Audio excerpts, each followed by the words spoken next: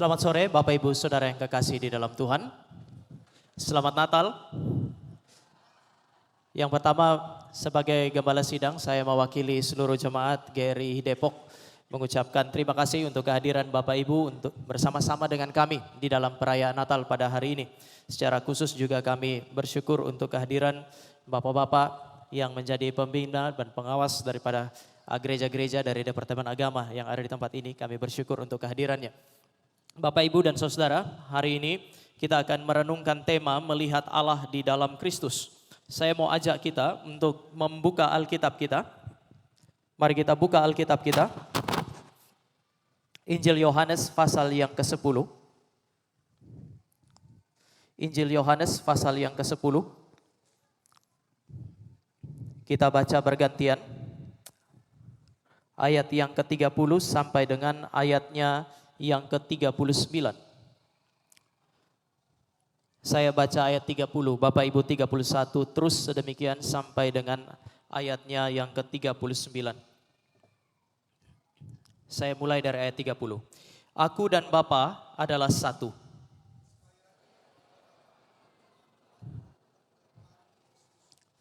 Kata Yesus kepada mereka, banyak pekerjaan baik yang berasal dari Bapa-Ku yang kuperlihatkan kepadamu. Pekerjaan manakah di antaranya yang menyebabkan kamu mau melempari aku?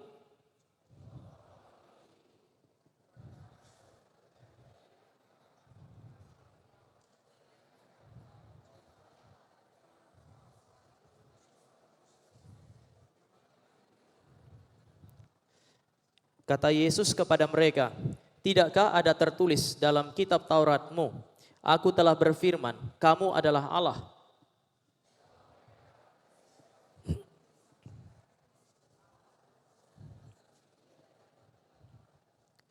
Masihkah kamu berkata kepada Dia yang dikuduskan oleh Bapa dan yang telah diutusnya ke dalam dunia, engkau menghujat Allah, karena aku telah berkata, aku anak Allah?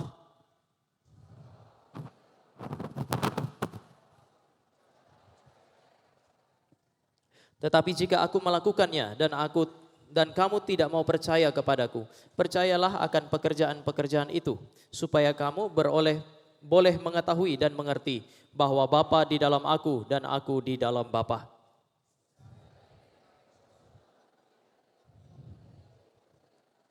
Mari kita berdoa. Bapa kami yang ada di dalam kerajaan surga, Bapa yang kami sembah di dalam Tuhan kami Yesus Kristus, kami bersyukur untuk anugerah yang diberikan pada kami. Kami bersyukur karena pada hari ini kami boleh sekali lagi mengingat kasih karunia Tuhan. Tanda cinta kasih Allah yang terbesar di dalam sejarah manusia, yaitu Kristus, oknum kedua Allah Tritunggal, yang lahir menjadi manusia sama seperti kami, untuk menebus dan menyelamatkan kami. Kami bersyukur karena hari ini pula kami boleh mengingat kasih karunia itu sekali lagi, sekaligus kami juga boleh merayakannya. Pada hari ini ketika kami merayakan Natal, biarlah Engkau hadir bersama-sama dengan kami, memberkati kami yang telah membaca firman-Mu. Di dalam perenungan biarlah Allah Roh Kudus yang memberi firman, menjadi Allah Roh Kudus yang sama yang mencerahkan pikiran supaya kami boleh mengerti firman. Dan biarlah Allah Roh Kudus yang sama pula lah yang mengarahkan hati kami kepada penyembahan yang benar, kepada Kristus, Allah sejati dan manusia sejati itu. Di dalam nama Tuhan Yesus kami berdoa dan kami menyambut waktu di mana kami merenungkan firman-Mu. Amin. Bapak Ibu Saudara yang kekasih di dalam Tuhan, tema kita hari ini adalah melihat Allah melalui Kristus. Kalau Bapak Ibu memperhatikan sebenarnya keinginan untuk melihat Allah itu bukan hanya keinginan orang percaya. Saya tertarik dengan Yohanes pasal yang ke-14. Mari kita lihat sebentar di dalam Injil Yohanes pasalnya yang ke-14 ayat yang ke-8. Injil Yohanes pasal yang ke-14 ayatnya yang ke-8. Saya akan membacakannya bagi Bapak Ibu. Kata Filipus kepadanya, Tuhan, tunjukkanlah Bapa itu kepada kami, itu sudah cukup bagi kami. Siapa Filipus? Sejak pertama kali Allah memanggil murid-muridnya, salah satu murid yang paling kritis itu adalah Filipus. Banyak orang bilang Thomas itu murid yang skeptis, murid yang cenderung ragu-ragu. Bapak Ibu tidak boleh lupa bahwa murid yang paling banyak menunjukkan keraguannya bukan Thomas. Thomas itu hanya urusan Yesus bangkit, Lalu kemudian murid-murid bilang, kami sudah berjumpa dengan dia. Thomas bilang, kalau saya tidak lihat dia, saya tidak percaya. Tapi ada satu murid yang jauh lebih skeptis. Murid itu adalah Filipus. Ketika Yesus bertanya kepada murid-murid, ada orang banyak, kita harus kasih makan. Filipus yang jawab, Tuhan, di tengah-tengah tempat seperti ini, kita tidak punya toko untuk beli roti kasih mereka makan. Ini orang sangat skeptis hari ini. Waktu Tuhan Yesus bilang, aku adalah jalan dan kebenaran dan hidup. Tidak ada yang bisa datang kepada Bapa kalau tidak melalui aku. Filipus bilang, Tuhan, gak usah bikin jalan lah. Kasih tunjuk saja kami di mana Bapa itu. Filipus adalah murid Kristus. Satu sisi dia mewakili orang Kristen. Tapi di sisi yang lain, Filipus bisa mewakili orang-orang yang disebut sebagai orang-orang yang skeptis. Selama beberapa tahun kuliah, saya sering berjumpa dengan beberapa orang yang mungkin saudara dan saya bisa sebut sebagai skeptis. Dan seringkali pertanyaannya mirip dengan Filipus ini. Kalau memang Tuhan ada kalau Tuhan ada Tama, tunjukkan Tuhan itu sama kami supaya kami bisa percaya. Banyak orang bilang orang yang tidak percaya tidak ingin lihat Tuhan. Nanti dulu, sampai hari ini kalau Bapak Ibu berjumpa dengan orang-orang yang tidak percaya, biasanya pertanyaannya kira-kira sedemikian. Tunjukkan Allah sama kami supaya kami percaya sama Allahmu. Jadi mereka minta bukti tentang eksistensi Allah. Kalau bisa itu adalah bukti yang terobservasi. Bukti yang bisa dilihat. Bukti yang bisa disentuh dengan tangan. Sementara itu, orang percaya, orang Kristen adalah orang-orang yang juga ingin melihat Allah.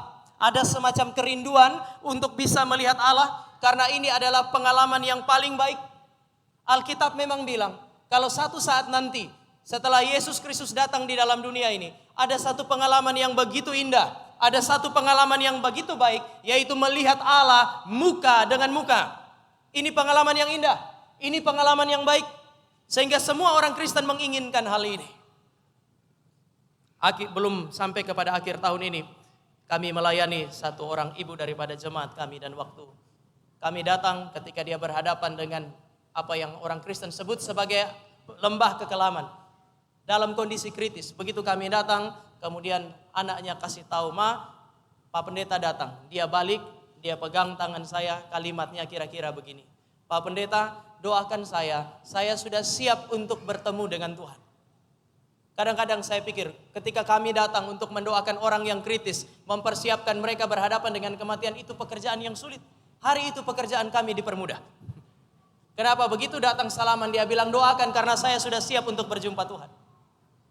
Saya sering melayani orang yang sementara berhadapan dengan kematian dan juga mengatakan hal yang sama, doakan saya supaya saya cepat-cepat pergi. Tetapi biasanya dua alasan ini. Pertama, Pak Pendeta doakan saya supaya saya segera pergi. Kenapa? Karena badan saya sudah terlalu lemah, sudah terlalu sakit. Saya sudah tidak tahan lagi. Sudah tidak tahan menderita lagi, maka dia ingin segera pergi. Doakan supaya Tuhan panggil segera. Alasan yang kedua, Pak Pendeta doakan supaya Tuhan panggil segera. Kasihan anak-anak saya. Mereka sudah rawat saya bertahun-tahun. Kalau saya masih terus hidup, bukan cuma saya yang menderita, anak-anak saya juga akan menderita. Ini terlalu sering saya jumpai. Tetapi malam itu saya berjumpa dengan satu permintaan yang agak berbeda. Pak Pendeta, doakan saya, biar Tuhan panggil saya. Karena saya tahu, ketemu Tuhan itu yang terbaik. Selama saya melayani sebagai hamba Tuhan, baru kali itu saya jumpa permintaan, doakan saya sudah sakit, sekarang doakan saya, biar Tuhan panggil saya supaya saya berjumpa dengan Tuhan.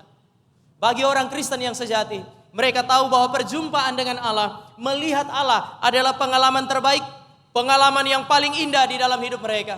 Oleh sebab itu, maka saudara dan saya juga akan sering menjumpai banyak hamba Tuhan, menipu jemaatnya dengan mengatakan dia jumpa Tuhan, dan banyak jemaat terlalu gampang ditipu dengan kesaksian-kesaksian yang seperti ini. Saya tidak menyangkali di akhir zaman engkau dan saya pasti jumpa Tuhan muka dengan muka. Tetapi kalau saudara dan saya berbicara perjumpaan dengan Tuhan muka dengan Tuhan hari ini, bagi saya, saudara dan saya mesti sedikit berhati-hati. Pertanyaannya, kenapa engkau dan saya tidak bisa atau tidak mungkin melihat Tuhan hari ini? Saya akan kasih beberapa alasan dan saya berharap saudara mengerti sebelum kita ngomong mengenai mujizat Natal itu. Yang pertama, Alkitab bilang Allah adalah roh. Roh itu tidak kelihatan. Saya mau jawab yang pertama. Ada orang bilang begini tadi. Kalau kamu menunjukkan Allah kepada kami akan percaya kepada Allahmu. Tetapi Allah itu roh. Kalau dia adalah Allah yang bersifat roh, maka dia tidak kelihatan. Alkitab dengan jelas mengatakan Allah orang Kristen adalah roh. Lalu banyak orang bilang kalau dia roh dia tidak kelihatan, kami tidak bisa percaya. Nanti dulu, karena tidak semua yang tidak terlihat tidak ada. Banyak orang bilang kalau tidak kelihatan itu tidak ada. Tetapi di dalam dunia ini tidak semua yang tidak kelihatan pasti tidak ada. Zaman dulu saudara saya atau hari ini saudara saya menyebut mikroorganisme. Organisme yang kecil itu ada. Zaman dulu nggak kelihatan. Setelah orang menemukan mikroskop, itu kelihatan. Jadi mikroorganisme adalah organisme yang invisible. Dia tidak kelihatan. Tetapi dengan alat yang diciptakan oleh manusia, akhirnya dia ditemukan. Pertanyaannya, sebelum dia ditemukan dia ada atau tidak? Kalau sebelum ditemukan dia tidak ada, bagaimana orang bisa menemukannya? Di dalam dunia ini saudara dan saya hanya bisa menemukan sesuatu yang ada. Kita tidak bisa menemukan sesuatu yang tidak ada. Mikroorganisme adalah organisme yang invisible, sulit sekali untuk terlihat. Melalui alat yang diciptakan oleh manusia, akhirnya kemudian terlihat hari ini. Seandainya pun manusia tidak menemukannya, mikroorganisme itu akan tetap ada. Tetapi ini hanya contoh kecil, bahwa mungkin di dalam dunia ini Bapak Ibu, ada hal-hal yang nanti sampai engkau dan saya mati, engkau dan saya tidak lihat, tetapi dia tetap ada. Penglihatan kita tidak menentukan eksistensi sesuatu. Ada sesuatu yang saudara dan saya mulai lahir pengen lihat, sampai mati mungkin saudara dan saya tidak lihat, tetapi dia ada. Alkitab bilang Allah itu roh. Allah itu tidak terlihat oleh mata. Entah saudara dan saya lihat, entah saudara dan saya tidak lihat, dia tetap ada. Yang kedua, Alkitab bilang Allah yang sejati berbeda dengan ciptaan. Semuanya yang disebut sebagai ciptaan bisa dilihat, bisa dipegang, bisa didengar mungkin suaranya. Kenapa? Karena semua ciptaan terbatas. Mereka ada di dalam ruang dan waktu. Allah berkata, Alkitab berkata, Allah itu adalah Allah yang menciptakan ruang. Allah itu adalah Allah yang menciptakan waktu. Semua ciptaan terbatas ada di dalam ruang dan waktu. Sehingga kita yang hidup dalam ruang dan waktu masih bisa menemukan ciptaan itu. Tapi Alkitab bilang, Allah yang engkau dan saya percaya adalah Allah yang berbeda. Dia pencipta. Dia adalah pencipta ruang dan waktu. Sebelum ruang dan waktu yang menampung Bapak Ibu dan saya ada, dia sudah ada. Oleh karena dia adalah Allah yang menciptakan hal-hal yang kecil, hal-hal yang besar. Itu berarti saudara dan saya sementara berurusan dengan Allah yang melampaui apapun di dalam alam semesta ini. Ruang dan waktu tidak dapat menampung Allahnya orang Kristen. Kita sementara berurusan sekali lagi dengan Allah yang besar. Maka permintaan orang-orang yang skeptis itu, tunjukkan Allah kepada saya supaya saya percaya. Ini permintaan yang tidak masuk akal. Dia minta Allah yang besar jadi kecil supaya dia bisa lihat. Dia minta Allah yang adalah roh jadi materi supaya dia bisa lihat. Permintaan ini adalah permintaan yang tidak masuk akal. Bapak Ibu Saudara yang kekasih, ingat baik-baik bahwa Allah yang saudara dan saya percaya adalah Allah yang tidak berubah. Sejak awal sampai akhir dia adalah roh, maka dia tidak akan bisa terlihat. Sejak awal sampai akhir dia adalah Allah yang besar, maka dia tidak bisa dikecilkan supaya saudara dan saya berelasi dengan dia secara empirik. Kita pegang dia, kita lihat dia, kita sentuh dia. Tidak bisa. Ini Allah yang sejati. Allah yang terlalu mudah terlihat, Allah yang terlalu mudah tersentuh, Allah yang terlalu mudah engkau dan saya dengar suaranya. Bukan Allah yang sejati. Dia melampaui pikiran, dia melampaui indera-indera kita. Yang kedua, atau yang selanjutnya. Ini peringatan untuk orang Kristen. Musa di dalam Keluaran pasal 33 tadi sempat kita baca ayat 18 sampai 20. Dia bilang, Tuhan, tunjukkan kepadaku kemuliaan-Mu. Tunjukkan kepadaku wajah-Mu Tuhan. Lalu apa yang Allah berikan kepada dia? Jawaban seperti apa? Tuhan bilang, Musa, aku akan lewat di depanmu, Tapi pada saat aku lewat, aku akan tutup matamu sehingga engkau tidak melihat wajahku. Kenapa? Siapapun yang melihat Allah, dia pasti mati. Sekali lagi, aku tutup wajahmu, aku tutup matamu dengan tanganku. Supaya ketika aku lewat, engkau tidak melihat. Padahal Musa bilang, saya pengen lihat. Ini kerinduan yang baik sebenarnya. Tapi Tuhan bilang, gak akan lihat. Sebab kalau kamu lihat, kamu pasti akan mengalami apa yang disebut sebagai kematian. Kenapa? Dosa. Sebaik apapun Musa orang berdosa. Dosa memisahkan Allah dari manusia. Dosa memisahkan Allah yang suci dari manusia berdosa. Sehingga ketika manusia berdosa melihat Allah yang suci, konsekuensinya cuma satu, yaitu kematian. Siapa di sini lebih besar daripada Musa? Bagi orang Yahudi nggak ada nabi lebih besar daripada Musa, Bapak Ibu. Sebab itu rabi-rabi Yahudi bilang begini, kalau mayatmu ketika Musa mati, kalau mayatnya itu tidak disembunyikan, penyembahan Israel mungkin akan pindah dari bait Allah ke kuburan Musa. Kenapa? Terlalu besar nabi ini. Musa adalah orang yang besar. Musa adalah orang yang besar tetapi tidak sombong. Alkitab bilang hatinya sangat lembut. Tuhan begitu dekat dengan dia. Siapa yang lebih besar daripada Musa? Ketika Miriam dan Harun, saudara-saudara Musa itu memberontak kepada Musa. Tuhan datang, Tuhan membela Musa. Tuhan bilang, siapa yang berbicara dengan aku seperti Musa? Tidak ada. Oleh sebab itu ketika Tuhan Yesus ada di atas gunung, Allah mengirim 2 makhluk surgawi untuk datang berbicara dengan Yesus di atas gunung, peristiwa transfigurasi. Saudara ingat baik-baik, ada 2 nabi yang diutus oleh Yesus Kristus. 1 Musa, 1 Elia. Tidak ada yang lebih besar daripada Musa. Tetapi Musa orang yang besar kayak begitu pun. Tuhan bilang, kamu gak akan pernah bisa lihat wajahku. Karena kamu adalah orang berdosa. Persoalan pertama, ada pada Allah yang besar. Allah itu terlalu besar. Yang kedua, dia itu roh. Yang ketiga, dia suci. Tapi persoalan yang paling terakhir adalah saudara dan saya adalah orang berdosa. Yang tidak mungkin bisa melihat Allah dan tetap hidup. Ini persoalan saudara dan saya. Tetapi kita masih pengen kan ya, satu saat saya kenal Tuhan. Saya ingin satu saat saya akan lihat Tuhan. Maka Tuhan bikin mujizat yang sangat besar. Kira-kira lebih dari 2000 tahun yang lalu. Dan itulah yang sementara saudara dan saya rayakan hari ini. Apa yang saudara dan saya rayakan pada hari raya Natal? Saudara dan saya merayakan Allah menjadi manusia. Pada hari raya Natal, saudara dan saya merayakan pencipta ruang dan waktu. Sekarang seolah-olah mengecilkan dirinya. Membuat dirinya begitu kecil masuk ke dalam ruang dan waktu. Waktu Apollo 11 pertama kali mendarat di bulan. Kemudian itu Presiden Richard Nixon itu. Dia bilang begini, ini adalah peristiwa paling besar di dalam sejarah. Senang sekali karena ada orang menginjakkan kakinya di bulan. Presiden Richard Nixon bilang, ini adalah peristiwa paling besar di dalam sejarah manusia. Di dalam sejarah nggak ada lebih besar daripada ini. Karena sekarang manusia bisa menjejakkan kakinya di bulan. Pada masa itu, penasehatnya Presiden Richard Nixon, Presiden Amerika, adalah pendeta Billy Graham. Pendeta Billy Graham bilang begini, Tuan Presiden, peristiwa terbesar di dalam sejarah manusia, bukan manusia menjejakkan kakinya di bulan.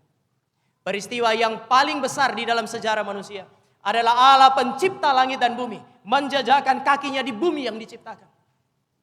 Itu berarti Allah yang besar seolah-olah membuat dirinya menjadi begitu kecil, begitu rapuh supaya bisa ditampung oleh alam semesta ini. Dia hadir di sana sehingga manusia bisa melihat dia, manusia bisa menyentuh dia, manusia bisa mendengar suaranya dia tanpa mengalami kematian. Kepada Musa, Tuhan bilang, kalau kamu lihat wajahku, kamu mati. Tetapi di dalam Kristus, saudara dan saya menemukan mujizat yang begitu luar biasa besar. Allah hadir di dalam diri seorang manusia. Allah menjadi manusia. Sehingga dia bisa dilihat, kata Yohanes. Bisa disentuh, kata Yohanes. Bisa didengar suaranya. Sebab itu, Bapak Ibu, ketika Yesus sudah dewasa, dia keluarkan kalimat ini. Aku dan Bapa adalah satu. Karena dia adalah Allah yang menjadi manusia, maka waktu dia melayani sebagai seorang manusia setelah dia dewasa, dia bilang aku dan Bapa adalah satu. Kalau saudara baca di dalam Yohanes 14 ayat 11, dia bilang aku di dalam Bapa, Bapa ada di dalam aku. Seorang penafsir mengatakan ini complete unity. Ada dua pribadi, tapi dua pribadi itu bersatu dengan begitu kuat.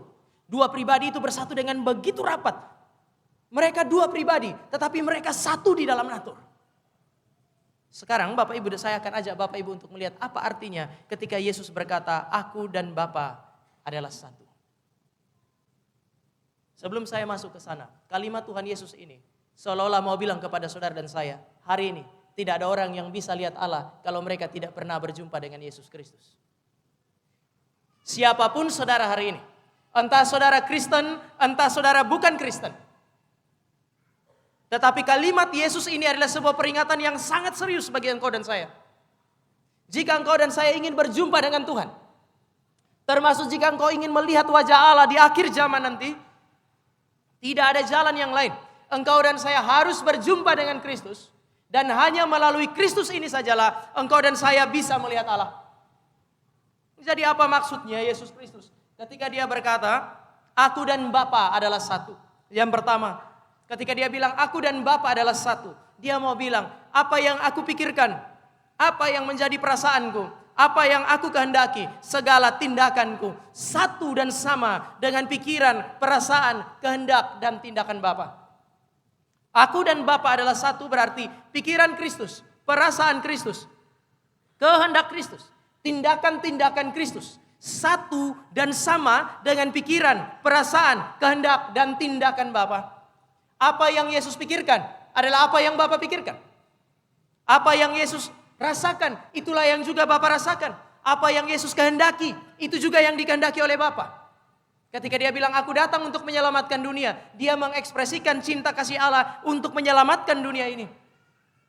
Tema kita hari ini, melihat Allah melalui Kristus. Kenapa? Karena Yesus Kristus menyatakan Bapa bagi saudara dan saya. Barang siapa di dalam dunia ini, kalau dia mau kenal Allah, dia mau kenal Bapa, dia harus belajar apa yang dipikirkan oleh Kristus. Dia harus mengerti perasaan Yesus Kristus. Dia harus tahu kehendak Kristus. Dia harus mengerti karya Kristus selama ada di dalam dunia ini. Ini gunanya Alkitab mencatat banyak hal mengenai pekerjaan dan pelayanan Yesus Kristus. Sekali lagi, apa gunanya? Apa gunanya Alkitab mencatat begitu banyak cerita mengenai Yesus Kristus? Apa gunanya para rasul muncul lalu kemudian menceritakan kembali, bahkan menafsirkan perbuatan-perbuatan Kristus? Saya kira gunanya sangat jelas. Kalau saudara dan saya baca baik-baik Alkitab. Saudara dan saya mengerti baik-baik Alkitab. Saudara menemukan pikiran Kristus di sana, perasaan Kristus di sana, mengerti kehendak Kristus di sana, memahami karya dan tindakan Yesus Kristus. Disitulah saudara dan saya pelan-pelan akan mengenal Allah, pikiran Allah, perasaan Allah, kehendak Allah, dan tindakan-tindakan Allah. Sayangnya, banyak orang hari ini ngomong lihat Tuhan Yesus. Banyak orang hari ini ngomong lihat Allah, tapi tidak pernah baca Alkitab. Ini aneh. Satu kali saya baca satu cerita lah. Cerita itu kira-kira demikian. Ada seorang mahasiswa teologi, itu pertama kali dia harus masuk ke dalam tempat praktek. Mahasiswa teologi biasanya mereka kuliah dulu 1 tahun atau 2 tahun. Setelah itu baru diutus ke tempat praktek. Mahasiswa ini diutus ke tempat prakteknya dia itu ke salah satu daerah yang merupakan kantong Kristen. Waktu diutus ke tempat kantong Kristen itu, hari pertama dia melayani adalah melayani anak sekolah minggu. Biasanya mahasiswa praktek, kalau pertama kali pelayanan bisa lebih semangat dari pendeta. Karena itu pertama kali dia pelayanan. Maka dia pergi ke situ, dia melayani. Dia mau bercerita tentang Yosua meruntuhkan tembok Yeriko. Lalu kemudian dia mulai dengan pertanyaan ini kepada anak-anak. Anak-anak, sebelum ibu bercerita, ibu mau tanya. Siapa yang meruntuhkan tembok Yeriko? Anak-anak tidak ada yang jawab. Lalu kemudian guru sekolah minggu ulang lagi, nak, dengar baik-baik ya. Ibu tanya sekali lagi, siapa yang meruntuhkan tembok Yeriko? Anak-anak mulai satu lihat yang lain. Sang ibu mulai merasa, kenapa anak-anak ini tidak bisa jawab? Tapi anak-anak mulai saling memandang satu dengan yang lain. Sang ibu bilang, sekarang jawab. Siapa yang meruntuhkan tembok Yeriko? Sebagian anak-anak lari. Ada satu yang tidak bisa lari itu, waktu dia mau lari ditangkap sama ibunya. Kenapa kamu? Langsung anak itu bilang, bukan saya bu, bukan saya. Bukan saya yang meruntuhkan tembok itu. Waduh, ibu itu sedih sekali. Kok bisa anak-anak di kantong Kristen tidak tahu siapa yang meruntuhkan tembok Yeriko? Maka setelah itu dia panggil guru-guru sekolah minggu, dia bilang, saya sedih sekali. Tadi saya tanya anak-anak, siapa yang runtuhkan tembok Yeriko? Enggak ada yang jawab, Bapak Ibu. Lalu teman-teman guru bilang, sudah bu, tenang aja. Mungkin karena ibu orang baru di sini. Nanti setelah ini kami tanya siapa yang runtuhkan. Nanti kalau dia ngaku baru kami kasih tahu ibu.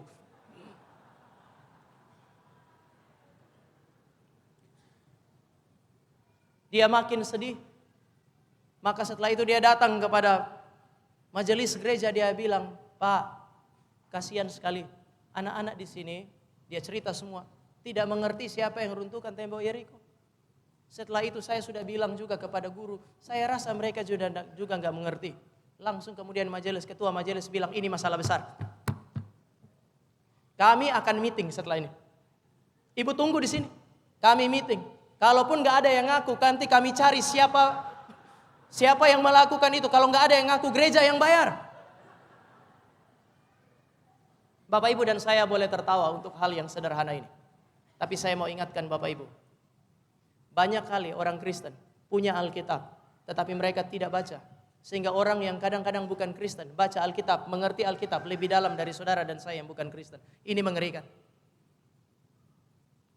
Yesus Kristus bilang, Dia menyatakan Bapa kepada manusia. Sehingga kalau manusia mau kenal Bapa, mereka harus mengerti pikiran, perasaan, kehendak, dan karya Kristus. Dan semua itu dicatat di dalam Alkitab bagi engkau dan saya. Yesus bilang, aku dan Bapa adalah satu. Itu berarti bukan hanya Dia menyatakan Bapa bagi engkau dan saya. Tetapi kalau engkau dan saya nanti mau berjumpa dengan Bapa, engkau dan saya harus melalui Kristus. Sehingga Dia bilang begini, aku adalah jalan dan kebenaran dan hidup. Tidak ada seorang pun dapat datang kepada Bapa kalau tidak melalui aku.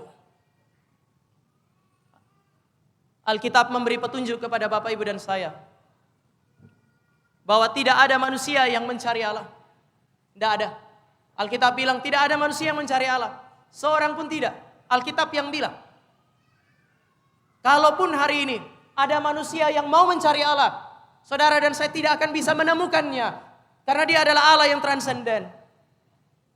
Kalau saudara dan saya menemukannya, engkau dan saya tidak dapat menjangkaunya. Karena Dia terlalu jauh. Ini Allah.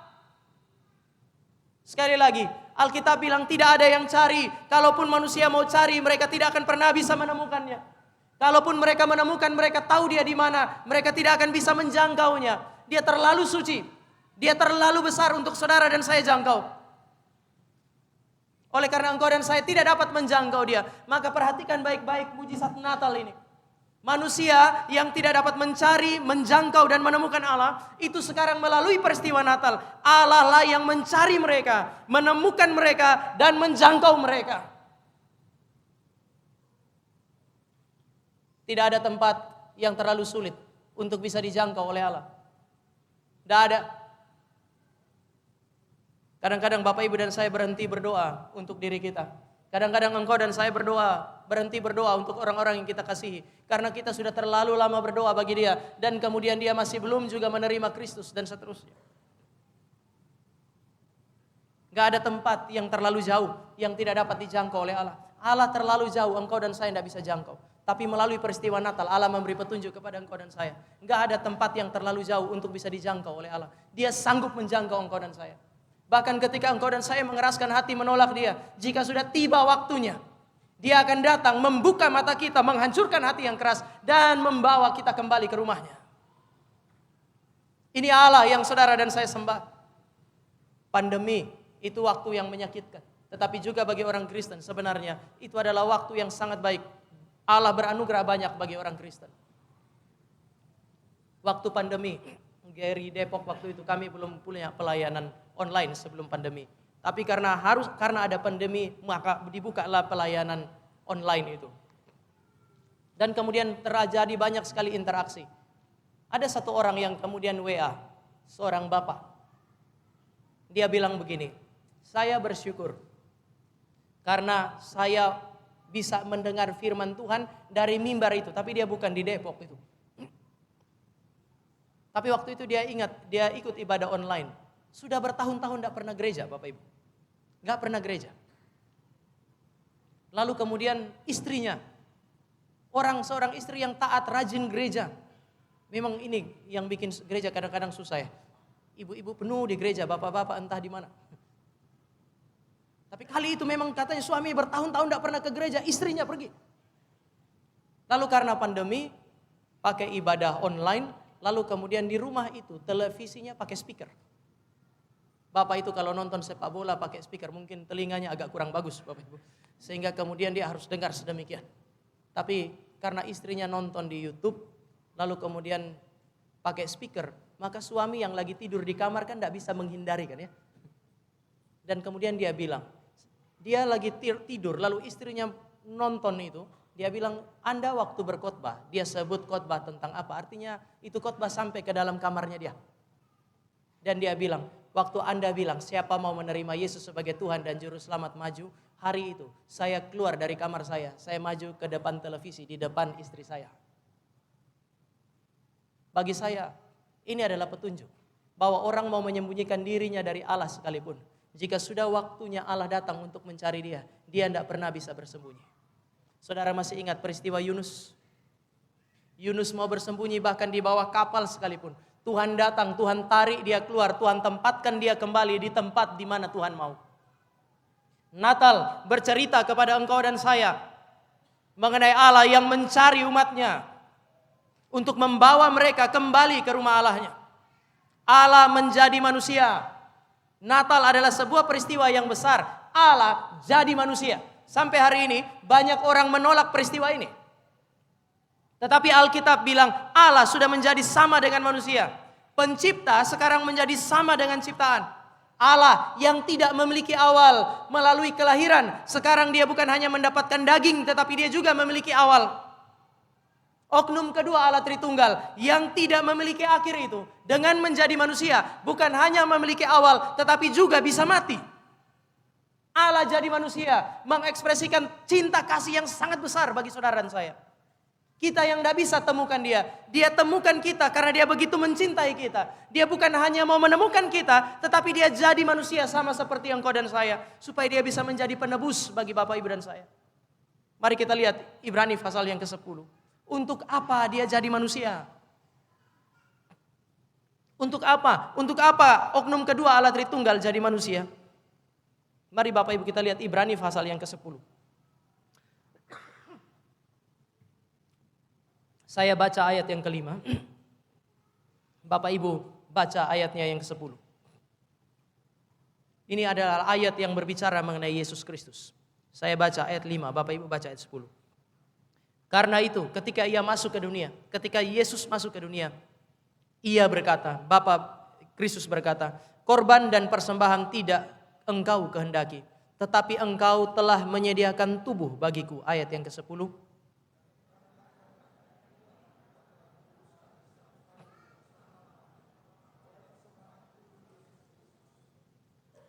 Yesus Kristus adalah oknum kedua Allah Tritunggal. Dia pribadi ilahi, dia roh, tetapi kemudian dia mengambil daging manusia, mengambil rupa seorang manusia. Bukan hanya supaya dia yang tadi saya bilang tidak berawal, sekarang seolah-olah memiliki awal. Dia yang tidak memiliki akhir, pada akhirnya bisa mati. Bukan cuma itu, tetapi dia menjadi manusia supaya dia bisa menjadi penebus bagi engkau dan saya. Dia bilang Bapa memberikan kepadanya daging, Bapa memberikan kepadanya tubuh, supaya ayat 10, tubuh itu bisa menjadi korban pengganti bagi engkau dan saya. Orang Kristen berhenti mempersembahkan korban karena mereka sudah punya korban pengganti yang sempurna, yaitu Yesus Kristus. Yesus Kristus mati bagi mereka. Maka sudah jelas dari awal ketika dia datang misinya cuma satu, yaitu jadi sama dengan kita. Lalu kemudian satu saat dia mengalami kematian menggantikan engkau dan saya, bangkit dari antara orang mati. Dan dengan demikian saudara dan saya bukan hanya bisa melihat Allah, tetapi satu saat nanti engkau dan saya akan berjumpa dengan Allah. Oleh sebab itu, Alkitab bilang gak ada tanda cinta lebih besar daripada Yesus Kristus. Gak ada. Tahun depan kita sebentar lagi akan masuk 2025.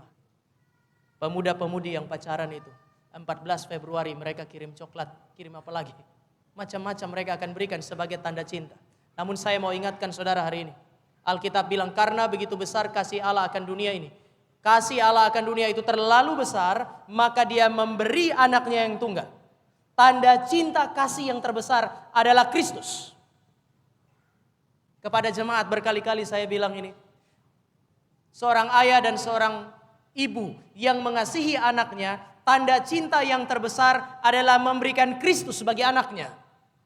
Orang tua boleh mempersiapkan pendidikan, gak ada yang salah dengan itu. Mempersiapkan warisan, juga gak ada yang salah dengan itu.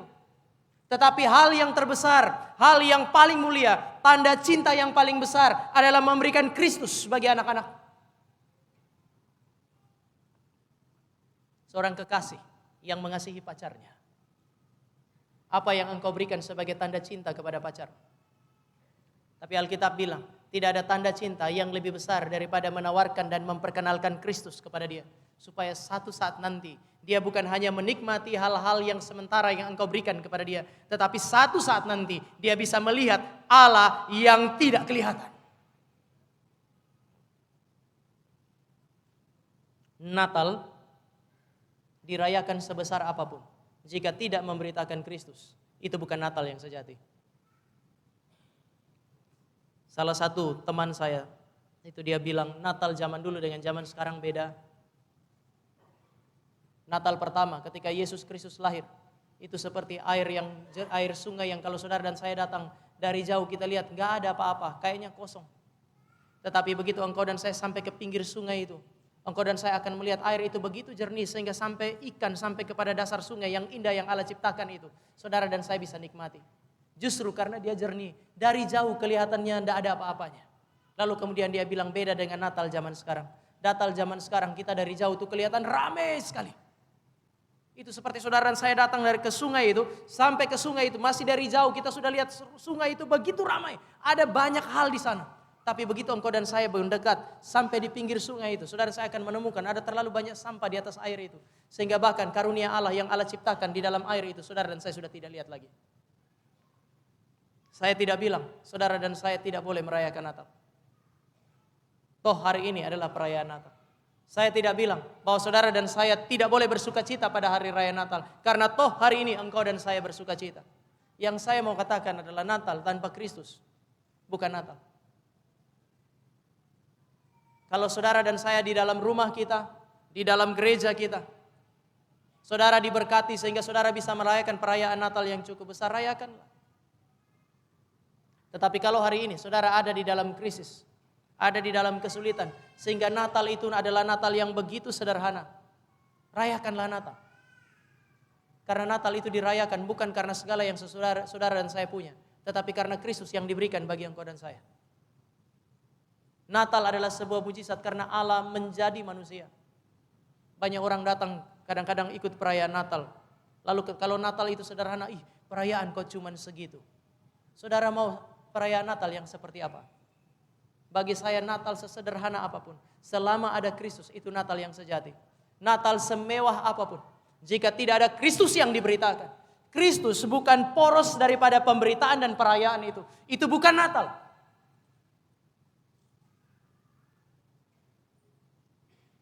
Saudara, kita sudah masuk kepada hal yang pertama. Apa maksudnya ketika dikatakan Aku dan Bapa adalah satu? Itu berarti Kristus menyatakan Bapa kepada engkau dan saya. Saudara dan saya tidak akan pernah bisa mengenal Bapa kalau saudara dan saya tidak pernah bisa mengenal Kristus. Sekarang yang kedua dan yang terakhir, Bapak Ibu.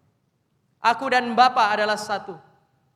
Yesus mau mengatakan kepada engkau dan saya, Dia adalah Allah menjadi manusia, sehingga kalau orang melihat Yesus, mereka melihat Allah. Melalui peristiwa Natal, Allah mengambil tubuh manusia, mengambil natur manusia. Maka manusia yang berjumpa dengan Kristus itu adalah manusia yang melihat Allah, yang berelasi dengan Allah. Sebab itu dia berkata, Aku dan Bapa adalah satu. Saudara, salah satu petunjuk bahwa ini adalah klaim keilahian. Mari kita lihat teks kita perhatikan baik-baik. Dia bilang, Aku dan Bapa adalah satu, ayat 30. Ayat 31, orang Yahudi langsung ambil batu, mau lempar dia. Kalau seandainya ini kalimat yang tidak punya makna apa-apa, orang Yahudi gak akan lempar dia. Tetapi waktu dia bilang, aku dan Bapa adalah satu. Orang Yahudi cari batu mau lempar dia. Kenapa? Mari kita perhatikan ayat 33. Yohanes pasal 10 ayat 33. Atau saya mulai dari ayat 30 supaya kita dapat konteks. Aku dan Bapa adalah satu.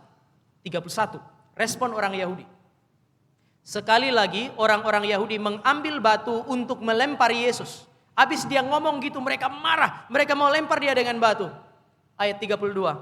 Dia bilang begini. Kata Yesus kepada mereka. Banyak pekerjaan baik yang berasal dari Bapakku yang kuperlihatkan kepadamu.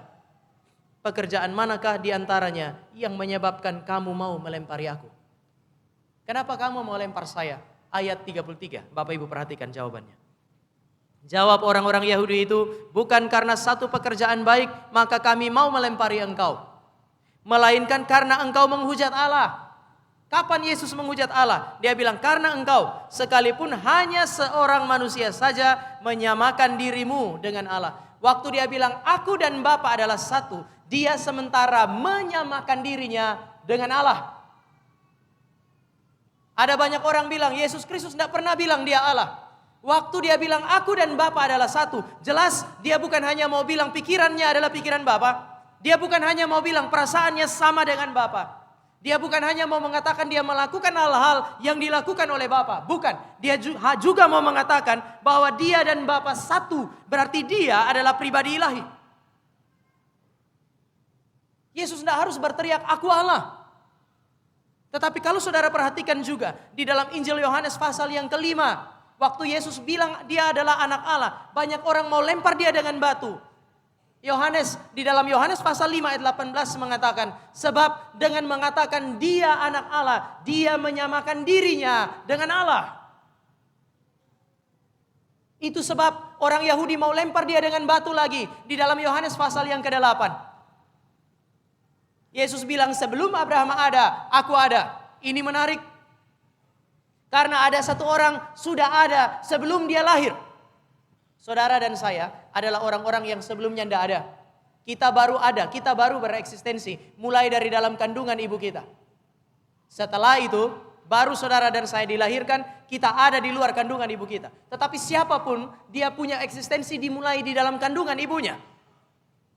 Yesus Kristus bilang, sebelum Abraham ada, saya sudah ada. Berarti sebelum Maria ibu saya ada, saya sudah ada. Dia sudah ada sebelum ibunya ada. Orang Yahudi bilang, bagaimana kamu sudah lihat Abraham? Dia bilang, sebelum Abraham ada, saya sudah ada. Oh, ini semua adalah klaim keilahian. Oleh sebab itu, maka saudara akan menemukan di dalam ayat 34 Tuhan Yesus tidak minta maaf. Mereka bilang apa sama dia? Kami tidak lempar engkau karena engkau adalah orang yang baik. Bukan. Tapi karena kamu menghujat Allah, kamu menyamakan dirimu dengan Allah. Tuhan Yesus gak bilang begini, waduh maaf, maksud saya bukan begitu. Tapi Yesus kutip Mazmur pasal 82. Mazmur pasal 82. Bapak Ibu nanti bisa baca di rumah, tetapi itu adalah kalimat Allah.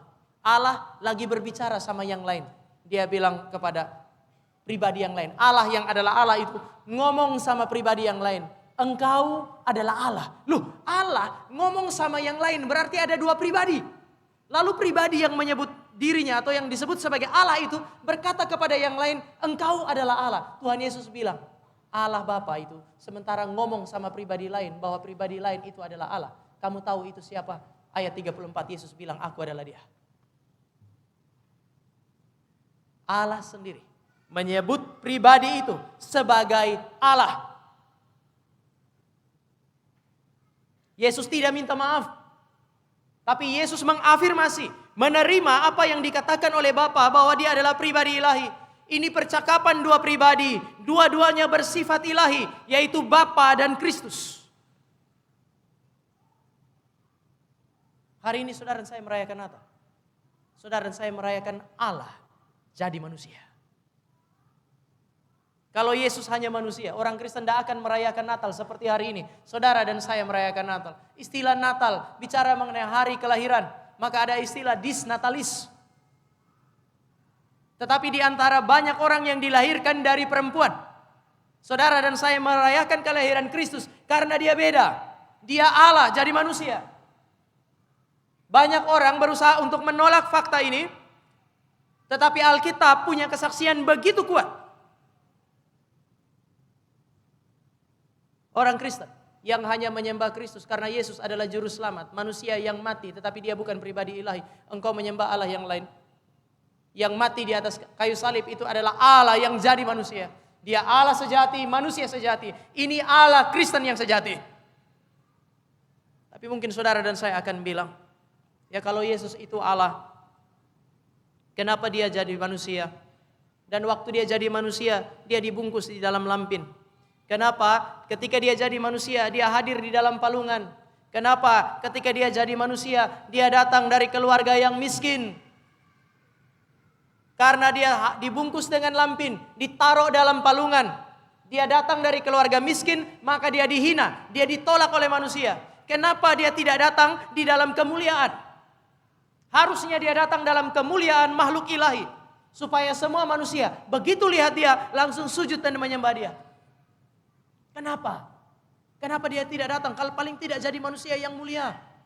Menjadi manusia yang berbeda dari kita. Supaya begitu dia datang, begitu dia tampil, semua orang langsung sujud menyembah kepada dia. Alkitab bilang kepada saudara dan saya akan kasih jawabannya. Karena ketika Yesus datang, dia datang untuk menjadi sama dengan manusia. Ketika Yesus datang, manusia menolak dia karena dia jadi sama persis seperti engkau dan saya. Allah jadi manusia. Manusia yang mana? Manusia yang telah kehilangan kemuliaan Allah. Dia terlihat tidak mulia karena jadi sama dengan engkau dan saya yang tidak mulia oleh karena telah kehilangan kemuliaan Allah. Dia ada di dalam tempat yang begitu kotor, yang begitu hina dan begitu najis. Sehingga kemudian dia ditolak. Tidak ada manusia yang menginginkan dia. Tetapi dia menjadi manusia yang sama seperti engkau dan saya. Manusia yang kotor karena dosa. Manusia yang hina karena kehilangan kemuliaan Allah. Manusia yang najis oleh karena dosa. Manusia yang pasti ditolak oleh Allah. Manusia yang tidak layak bagi Allah dan kerajaannya. Kenapa manusia menolak dia? Karena dia jadi persis sama dengan manusia. Sampai hari ini banyak orang menghina Kristus karena hal ini. Masa Mesias kok seperti itu? Iya, Mesias. Kalau dia mau jadi Mesias, dia harus jadi sama seperti engkau dan saya. Mesti sama. Kalau dia jadi yang lain, justru dia nggak akan jadi Mesias. Itu sebabnya dia bilang, Bapa tidak menghendaki korban, tetapi Bapa memberikan tubuh kepadaku, supaya aku bisa memberikannya sebagai korban pengganti bagi kamu.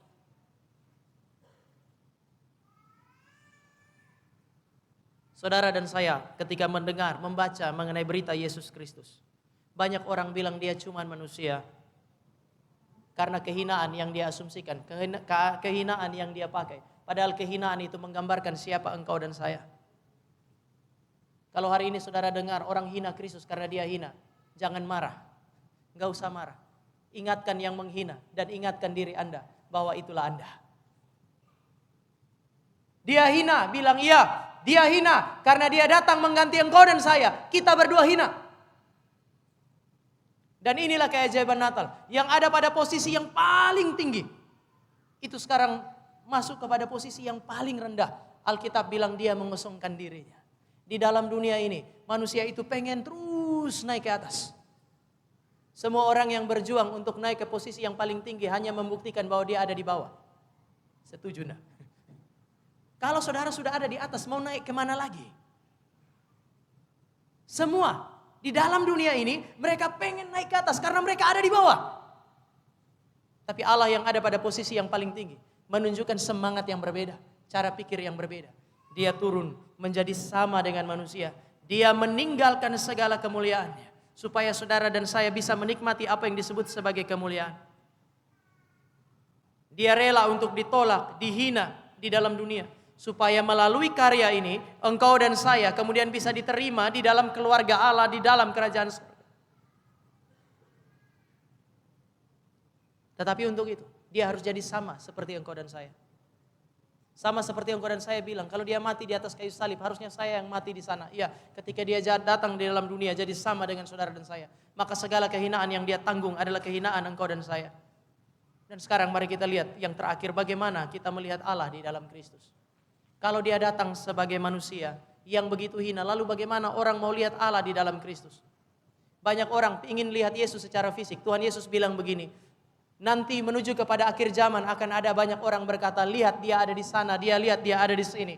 Jangan pergi. Hari ini kalau engkau dan saya ingin melihat Allah di dalam Kristus, saudara dan saya bukan melihat dia secara fisik. Kasihan orang buta.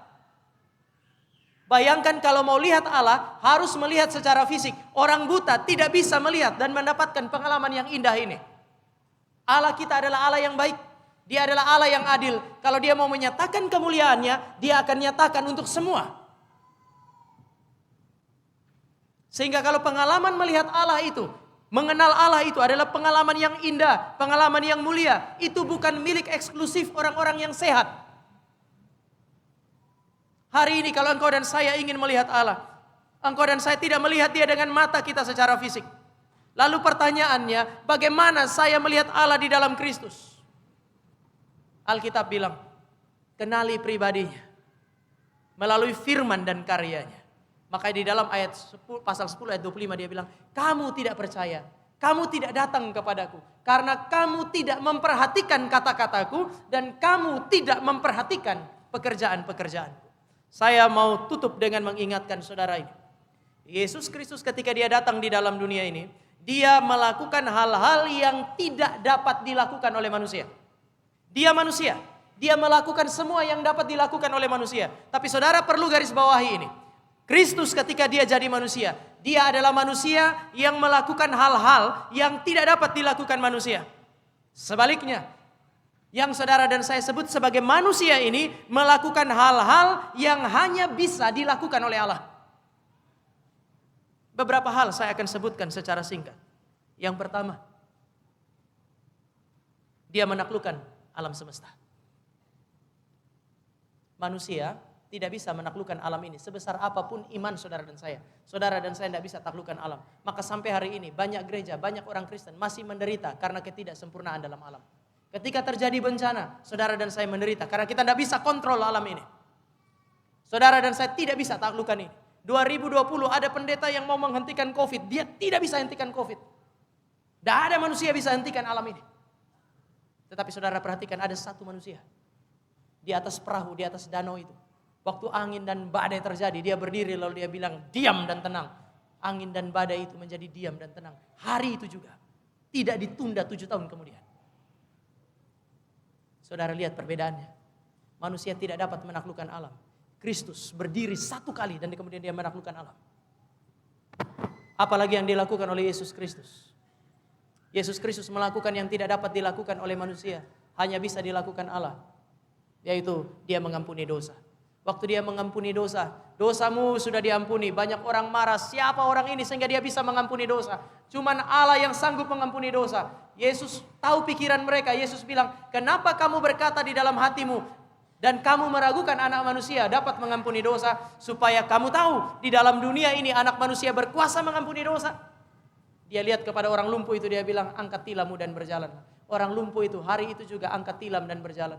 Yesus tidak bikin mujizat demi mujizat. Yesus bikin mujizat supaya orang mengerti dia bisa mengampuni dosa. Sekarang 3 yang terakhir. Dan saudara akan lihat lebih jelas. Di dalam dunia ini, tidak ada manusia yang bisa mengalahkan iblis. Sekali lagi, di dalam dunia ini, tidak ada manusia bisa menaklukkan iblis. Tetapi ketika Yesus datang jadi manusia, berapa kali dia berjumpa dengan orang-orang yang dirasuki oleh setan. Dia belum bikin apa-apa, setan-setan itu sudah berteriak, mengapa engkau datang untuk menghakimi kami sebelum waktunya? Bahkan setan tahu siapa dia. Setan takluk kepada dia. Di dalam alam semesta ini, sehebat apapun manusia, biasanya mereka kalau di luar Kristus, mereka akan dipermainkan oleh iblis. Tetapi ada satu manusia yang ketika dia datang, semua yang disebut sebagai iblis dan kuasa kegelapan takluk kepadanya. Cuman satu manusia yang melakukan hal itu. Kalau ada manusia yang lain melakukannya, mereka harus melakukannya di dalam Kristus. Yang kedua, Dia adalah satu-satunya manusia yang bisa mengalahkan dosa. Sehingga Alkitab bilang sampai mati dia tidak pernah berbuat dosa. Hari ini, sehebat apapun manusia, saudara dan saya akan lihat dia adalah orang berdosa. Sehebat apapun seorang pendeta, banyak jemaat sayang pendeta. Tapi nanti setelah sayang, biasanya kita sayang pendeta, berapa lama sih kita sayang pendeta tuh? Pendeta kalau baru datang itu seperti malaikat. 5 tahun pertama, satu periode. Setelah masuk 5 tahun kedua dia masih seperti malaikat, cuman sudah lebih mirip malaikat maut. Kita mulai ngomong, kita mulai mempersoalkan dia. Kenapa? Karena memang pendeta tidak sempurna. Sesayang apapun saudara sama dia, satu saat saudara akan menemukan dia orang yang gagal juga. Siapa orang paling hebat yang saudara bisa sebutkan? Semua yang hebat, semua yang besar ditaklukkan oleh apa yang disebut sebagai dosa. Alkitab bilang di dalam dunia ini cuma satu manusia yang menaklukkan dosa, yaitu Kristus. Oleh sebab itu, ketika dia mati, Bapa membangkitkan dia karena dia suci. Yang terakhir,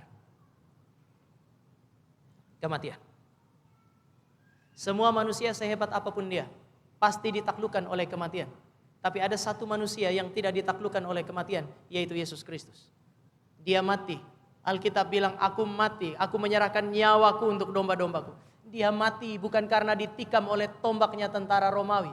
Dia mati karena dia serahkan nyawanya. Tapi dia bangkit, bukan hanya karena Bapa membangkitkan dia. Tapi Alkitab bilang, aku berkuasa untuk memberikannya, aku berkuasa untuk mengambilnya kembali. Siapa di antara Bapak Ibu dan saya hari ini yang kalau sudah mati bisa bangkit sendiri? Saudara dan saya tidak bisa melakukan itu.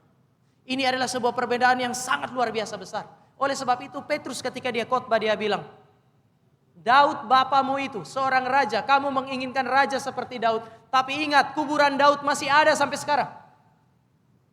Beda dengan Yesus Kristus. Dia bangkit dari antara orang mati, berarti dia lebih besar dari Daud. Ada banyak pahlawan Israel. Pahlawan-pahlawan Israel adalah pahlawan-pahlawan yang selalu ditaklukkan oleh 3 musuh besar ini. Iblis, dosa dan kematian. Tetapi satu-satunya pahlawan Israel yang sejati, pahlawan umat Allah yang sejati adalah Kristus, Allah yang menjadi manusia. Dan di dalam kemanusiaannya dia telah menaklukkan 3 musuh yang terbesar, iblis, dosa dan kematian. Ini adalah satu-satunya jalan bagi saudara dan saya untuk menikmati apa yang disebut sebagai kekekalan. Ini satu-satunya jalan bagi engkau dan saya untuk berjumpa dengan Allah nanti. Tidak ada orang yang bisa melihat Allah kecuali melalui Kristus. Dan bersyukur kalau pada hari raya Natal itu Allah menjadi manusia untuk membuktikan betapa besar cinta kasih Allah bagi saudara dan saya. Betapa dia berkuasa untuk menaklukkan musuh-musuh yang tak dapat engkau dan saya taklukkan. Natal adalah peristiwa yang sangat besar. Rayakanlah dengan sukacita. Tetapi jangan merayakan Natal tanpa Kristus. Entah Kristus hadir dalam hatimu, di dalam keluargamu, di dalam gerejamu, di dalam seluruh dimensi kehidupan kita. Biarlah dia hadir dan sukacita Natal itu terus kita nikmati. Mari kita berdoa.